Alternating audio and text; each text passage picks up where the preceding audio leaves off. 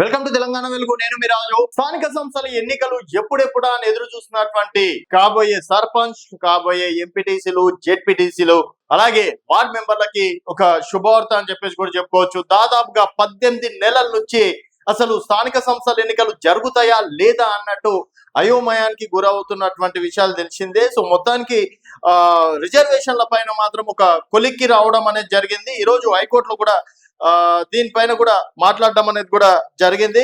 So దీనికి సంబంధించి కూడా రీసెంట్ గా అంటే మొన్న కలెక్టర్లకి అధికారులకు కూడా ఆదేశాలు ఇవ్వడం అనేది జరిగింది.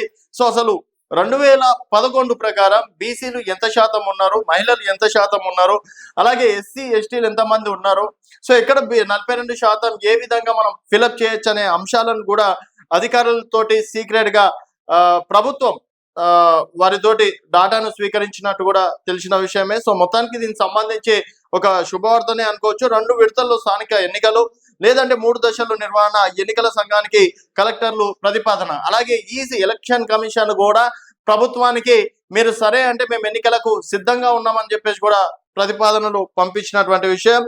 ఆర్ఓలు మైక్రో అబ్జర్వర్ అపాయింట్ చేయండి, అధికారులకు ఎన్నికల సంఘం ఆదేశాలు.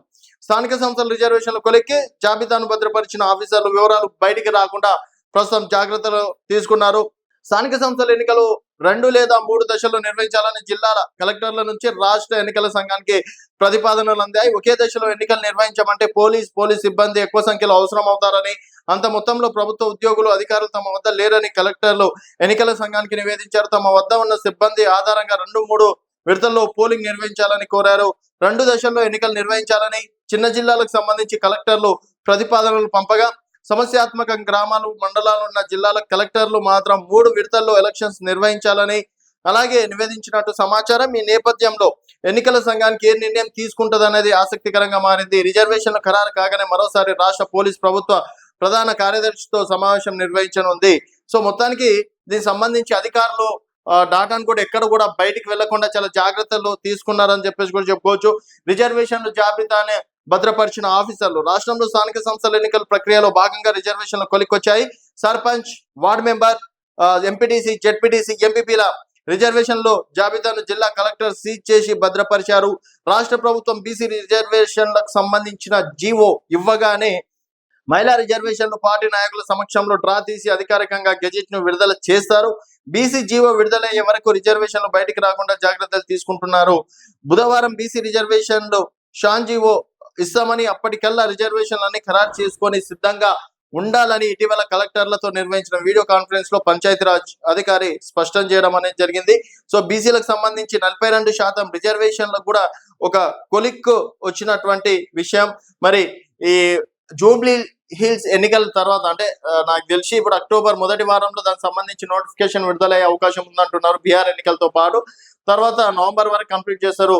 మేబీ జూబ్లీ హిల్స్ ఉప ఎన్నికలు అవ్వడం తోటి ఇక్కడ స్థానిక సంస్థల ఎలక్షన్స్ పెట్టే అవకాశం ఉంది. మాక్సిమం నవంబర్ డిసెంబర్ లోపలనే ఎలక్షన్స్ వచ్చే ఛాయిసెస్ అయితే ఉన్నాయి. అండ్ స్థానిక ఎన్నికల నిర్వహణకు స్థానిక సంస్థలు నిర్వహించ సిద్ధంగా ఉన్నామని రాష్ట్ర ప్రభుత్వానికి ఈసీ లేఖ రాసింది.